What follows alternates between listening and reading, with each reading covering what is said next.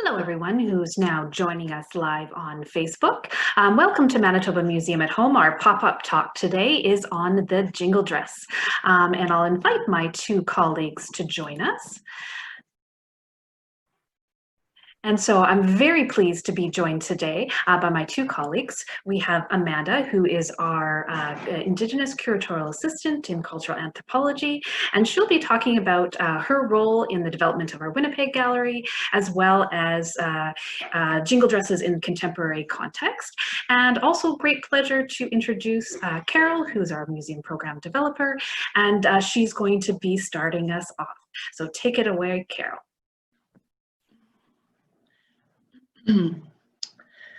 Bonjour, Annie. Welcome to our talk today about the jingle dress, and thank you so much for joining us today. The jingle dress is the regalia of one of the dances seen at powwows in Canada and the United States. When you visit the Manitoba Museum, which I hope you will, and when you are in the Winnipeg Gallery there, you will see the dress that is mentioned later on in this talk. So to begin, let's talk about the origins of the jingle dress. As you may or may not know, oral history plays a big part in Indigenous cultures across the world. It's a way of remembering and passing down information. The story of the jingle dress is no exception. Oh yeah, this is slide number 2. Oral information is most often credible, but there can be some variations. Instead of saying that something is wrong or right, it allows the listener to be more of a participant. It gives choice. For this discussion, we will use the most common version or variation of the origin of the jingle dress. Okay, slide number 3. The jingle dress dance is one of the dances that is commonly seen in powwows, excuse me, which is an Indigenous gathering during the summertime, and its purpose is to celebrate, rejuvenate, and rekindle friendships and relationships. It is said that the jingle dress originated in the Lake of the Woods area amongst the Anishinaabe in and around the 1920s. During the time when influenza was an issue. Today, the jingle dress is known to all First Nations, and it is not owned by the Anishinaabe.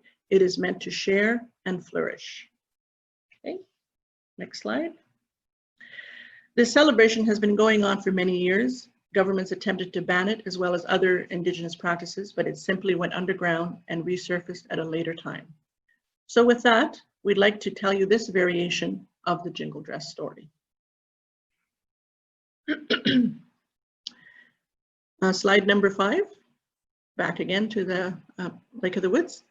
Many years ago, an Anishinaabe Inine who lived in the Lake of the Woods area where many Anishinaabe lived and continue to live, received word from his daughter that his granddaughter was very sick. He left quickly to go and see what he could do. She was his first and only granddaughter. When he arrived, she was in bed and was very sick. He had brought his mashkikit with him, and he started to pray and smudge and asked Gijimanitu to help his granddaughter. He prayed all day and into the night. During the night, he decided to rest for a short time, but ended up falling into a deep sleep. During the sleep, he had a dream. He saw a young girl dancing in the direction of the sun in a dress that he had never seen before. The girl was smiling and happy, and as she got closer, he realized that the girl was his granddaughter. As she was coming near, he heard someone telling him that his granddaughter will survive, but he must commit to do something for all Anishinaabe people. The message was that the dress needed to be made for the coming summer. The dress needed to be made from buckskin and jibashkaiganan, or cowrie shells. This dance is to be a healing dance, to share with everyone. A woman needs to commit to dancing for 4 summers to complete the cycle of healing. Slide number 7, please. The next one. Since shibashkaiganan, or cowrie shells, are not readily available, adapted materials were used later on. The top of snuff tin cans that were curled into a cone shape were used at one time. Today, you can buy the jingles in the cone shape, and they're much lighter in weight. The sound was made during the dance is very similar to cowrie shells. This is only one variation of the jingle dress story. There are many other variations. So with that, thank you so much for listening, And now I'd like to hand it over to Amanda. Bewitch.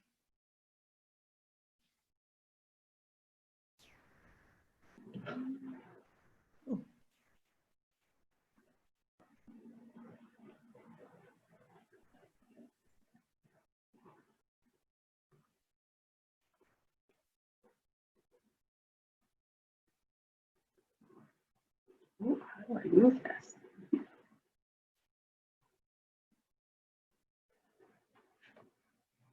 Can everybody see my screen right now?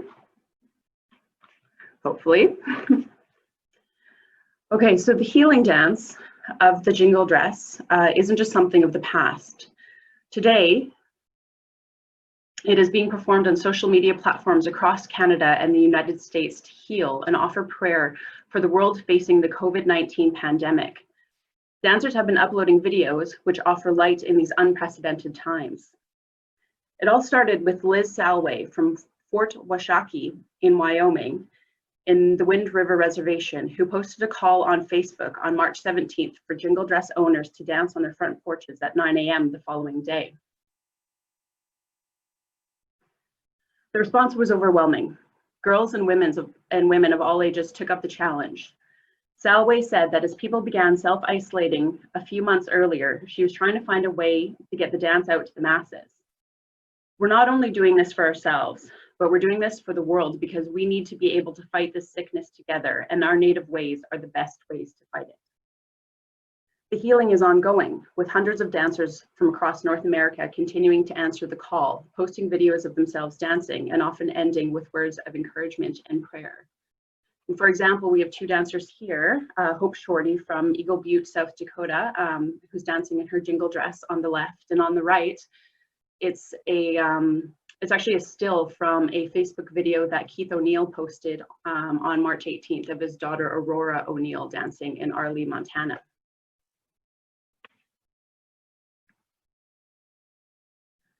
So now I'm going to speak a bit about my role in the development of the Winnipeg Gallery. My name is Amanda McLeod. I'm Anishinaabe Kwe, that is an Anishinaabe woman from the Saugeen First Nation here in Manitoba. I was brought into the museum on contract in December 2016 to help develop the Indigenous content for the Bringing Our Stories Forward, or BOSS project. This was a major positive step in the push for the inclusion of Indigenous voices in the contemporary museum environment. That is basically to have an Indigenous person develop and to deliver an Indigenous voice. I'm very thankful that the museum is working diligently in this direction. For many years, institutions and museums have had custody and patrimony over Indigenous cultural material, memory, and history. We've been studied, researched, and written about from a largely Western Eurocentric perspective, with attitudes and misinterpretations that overlook the rich nuances and details of understanding so prevalent in our societies.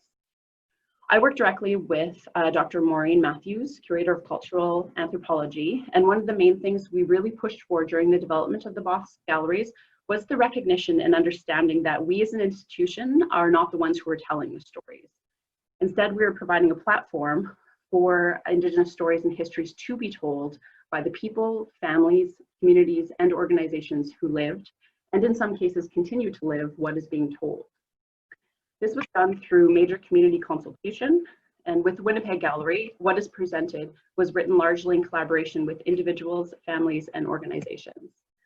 And I actually just want to point out this image here. It's actually a Google Doodle.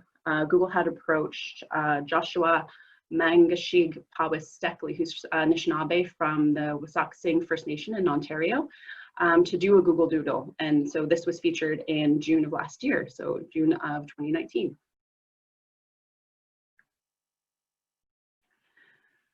So I don't know if you've had a chance to visit the Winnipeg Gallery, which opened last fall in November, but on one wall we have a massive display case showcasing 7 themes and a lot of artifacts. It's basically kind of set up as a Winnipeg in 100 objects type thing. We knew we were going to have a huge case, but we needed to figure out how to divide it up because it really just would have been too much to just throw in 100 objects with no sort of breaks or any sort of narrative theme running through it. It took a while, but we finally came up with 7 themes, which are from left to right, Indigenous homeland, becoming a city, city of newcomers, city of contrasts, military city, city of water, and city of celebration. It was very important to us that the case begin with Indigenous homeland on the left, as everything that comes after in the next 6 themes would not have been possible without an Indigenous welcome, acceptance, support, and relationship. Within the last theme, the city of celebration, that's where we actually featured the Jingle Dress that we have from the 1960s. This was selected as we were already introducing National Indigenous Peoples Day celebrations here, previously known as National Aboriginal Day, and its history, and wanted to include something more to support the story. It also gives great representation and a fantastic visual, as the display case starts with Indigenous homeland on the left and ends with the Jingle Dress in City of Celebrations on the right.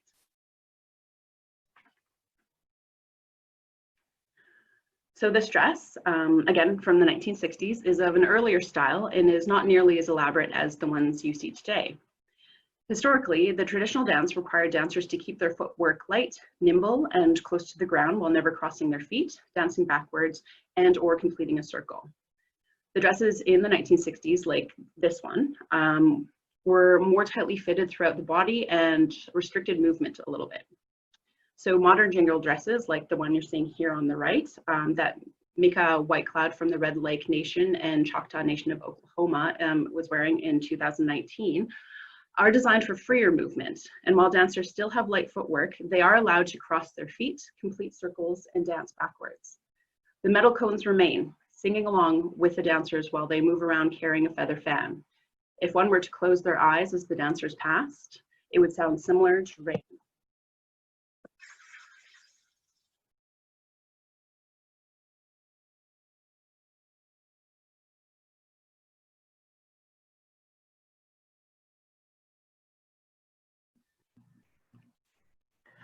Thank you, Amanda. This is Carol again. Yes, my understanding is the dress from the Manitoba Museum is originally from, or was from Swan Lake First Nation. Oh, can you put the last slide up, please?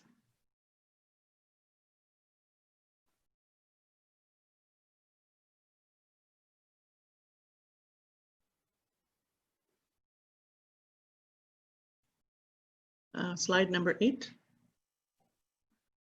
Yeah, there we go. Just to finish off the story, like I said, my mother was from Swan Lake First Nation, as where the dress comes from. That's at the Manitoba Museum. And as mentioned, it is a healing dance, and I personally have felt the power and caring of it, because in 2002 I was very sick, and during that time I was involved with the organizing of the Indigenous Day at the Forks in Winnipeg. It was during the powwow demonstration that a group of the Jingle Dress dancers danced for me and with me. That's me in the middle there with my white shirt. It was not planned or anything like that. These women were there to support me and my family in my journey of healing, and I will be forever thankful for that. So that's the story about the Jingle Dress. Apachimiigwech, miwe.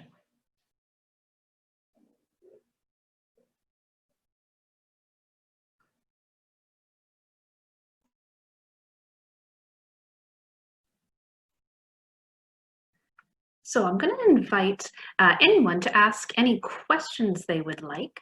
You can either put it into the chat and I'll relay it to them, or into the Facebook. And Amanda and Carol, if you want to turn your cameras back on.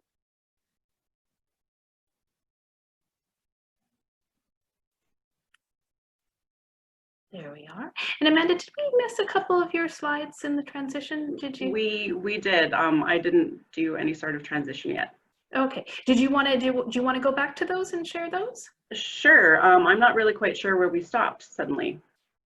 So I think so if you share your PowerPoint, we can go back to, I think we missed the images of the dress from the gallery there. Right. So did you get the audio? We did not get the audio, no. So do you want to try that again? And when you share screen, just make sure you click on the share audio, and then we'll go from there. And so I will turn my camera off. And Carol, if you want to turn your camera off. Sure. So let's try that again, just so we can share it with our viewers.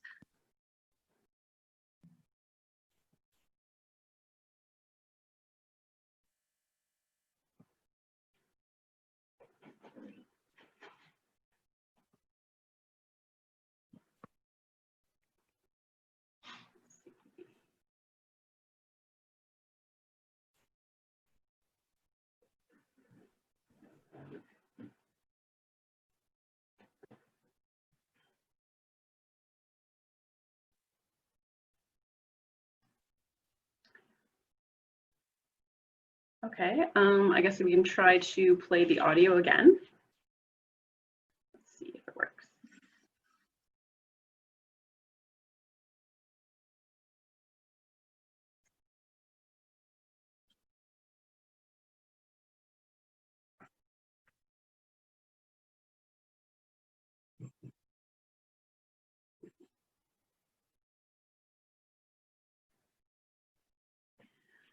Okay, so hopefully that worked that time. So what that actually was, it was a clip from the Intertribal All-In Dance at the National Indigenous Peoples Day powwow celebration at the Forks from 2018. And I'd actually gone there with my family, and that was from a video that I had recorded. So in regards to the dress itself that we have in the Winnipeg Gallery, the dress is handmade using a common pattern for women's dresses at the time, with a pleated waist and buttons up the front. This style is sometimes referred to as a house dress, though Maureen calls it the missionary style, as it's what missionaries were handing out in communities and schools in the past. Though honestly, I don't really think any missionary ever expected the dresses that they were handing out to be changed into a jingle or healing dress, but it did, and it's awesome. The flowers along the shoulder and upper back are common Anishinaabe decorations. They can be seen on early 20th century dance capes and funeral blankets in the Pungasi collection housed here at the museum. The V shape of the skirt with the detailed, so here it's the upper skirt and then the V goes down. And the detail that we have here is actually a sequin circle. On the front of the dress is a pretty common element in Northern Plains women's dress decoration. Here at the museum, we have 19th century Northern Plains dresses that have that same decorative element. Along the bottom of the dress, there appear to be sequins in the shape of, it looks like hoof tracks. We don't really know what they mean or why they were chosen. They could possibly be referring to the maker or the wearer's Anishinaabe name, but again, we don't know that for sure, so we haven't included it in our database records for the dress. But historically, there was a tendency for institutions, if they didn't know the meaning attached to like a design or sculpture, color, medium, etc., many would not think to ask the people whose community it came from, or even the maker, what it meant. Instead, they would assign their own interpretation. This led to a whole history of institutional misinterpretation and contributed to the rise of stereotypes. And this ties back to how Indigenous people and objects have been viewed and presented in the past. A century later, we are now dismantling and giving voice to the makers and communities who made these items, like this jingle dress. This can be pretty difficult, as it was also fairly common in the past for institutions and individuals to collect things from Indigenous communities without even bothering to record the name or information of the person who made them. This is largely because what they collected, they viewed as merely like quaint or craft, but definitely not as art. To museums and institutions, art was something to be admired and protected, but not to be touched. A good chunk of what museums collected from Indigenous communities, however, were made to be used, handled and held. Every object had a purpose, and many were honored as living beings. Nowadays, there's a shifting narrative in contemporary museums to understand and recognize this animacy. There's a long way to go, but at least it's happening. At the Manitoba Museum, we've been putting great effort into working with communities in the spirit of greater collaboration and partnership. One way we're doing this is to rework the existing museum database to include Indigenous names and terminology into existing collections records. In regards to this jingle dress, the museum recognizes that it isn't simply an object. The cones, jingles, or tinklers, as they're sometimes called, are animate and alive. They are what bring healing when used in dance and prayer. This dress was the work of and art of a woman named Linda Tate from the Swan Lake First Nation. She made it in the 1960s and wore it to dance in many powwows.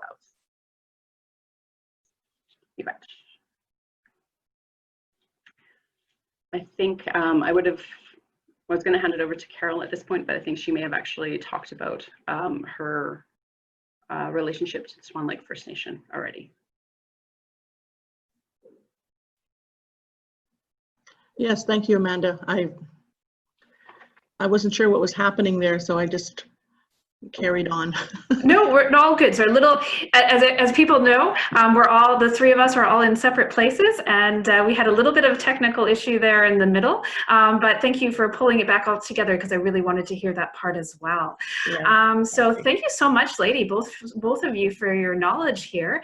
And we do have some questions. One of the questions we have is, do we know how this dress made its way to the museum? And will the dress be participating in any more dances, or are they officially retired? Well, I know the dress came into the museum in the 1970s. It was actually donated by Linda Tate, by the wearer and the maker. Whether or not it's actually going to be participating in any more dances, I don't believe so, but I can't say for sure right now. Yeah, my understanding is Miss Tate has passed on, and she donated the dress to the museum, and that's probably where it will stay. It's for everybody to enjoy. Okay. And somebody also asked that you mentioned that it takes 4 seasons or cycles, years for the healing to be complete. Is there any more you could share about that? I think Carol, you had mentioned that. Yeah, I'm no expert in the 4 in the number 4 or anything like that, but it's an important number, and it's 4 summers. So a woman would have to do that, and it's usually for any kind of dance that you do or your commitment to. You usually do it over 4 seasons. It's a very common use of 4. That's my understanding. I could be wrong. Another question, someone mentioned, why in the original dance were women not allowed to cross their feet or dance backwards? What was related to that part of the style? That was just the way it was. Yeah, a lot of times it's decided, and that's the way it is, and you don't question it, and you go with it. Okay. I'm just asking, what is the dress made out of? So you did talk a little bit about that, Amanda. Does anyone want to say anything else about? Like the physical material that it's made out of? Mm-hmm. I assume so. Okay, I do actually have the record here in front of me. So it just says a lightweight burgundy plain weave cotton or cotton polyester blend. Okay. For the actual dress itself. I don't know a whole lot about dressmaking, so. Let's see. Metal studs, crepe weave fabric, green lacquered circular metal studs, and brass tetrahedral studs. Yeah, and I think that's one of the things that makes that particular dress so beautiful, is that there are, so many different materials involved in it, Yes. And it is really quite beautiful. And when you read through it, you see stuff like gray mother of pearl, satin ribbons, beaded rosettes. It is actually, when you look at it from a material perspective, an absolutely amazing dress. Mm-hmm. Yeah, definitely. Yeah, usually because it's basically what materials you have available, whatever you have available to you. It's not a manufacturing thing. It's something that comes from your heart, and that you're committed to it. So whatever you have available is what you're going to use. So. And we have like one this last one question. behind me, for example, is a different material as well. So, and it's a different pattern. So it's whatever you choose at the time. And one last question, Melanie asks, did women have only one dress throughout their life, or different ones? Would there be any significance related to that? There are nowadays there are some young women, like little girls, and then you make different dresses obviously as you get older, and you do retire it. You can keep it, or you can pass it on to someone else if you so desire. It depends on how you feel about it. All right, well, I think that's all of our questions. And so thank you both so much and for going through the technical difficulties there. These days, it's a challenge with everyone in a different place. We have had some people ask us how can they donate to the museum to support the care of these collections or further presentations like this, and of course, absolutely. This month in June, you can go to canadahelps.org and we have an opportunity to get matching funds and such for that. Alex will put that into the comments for those of you joining us on Facebook. But we decided, since the dress has come to us from Swan Lake, that we're going to end today by showing you a little bit of a beautiful film from 2018 from Powwow at Swan Lake. We're not sure how well it's going to stream, so we'll also be putting a link into the comments and into the Facebook, so you can copy it from there and view it on your own. So thank you so much, Carol and Amanda, and everyone out there. Hopefully you can come see the dress in person.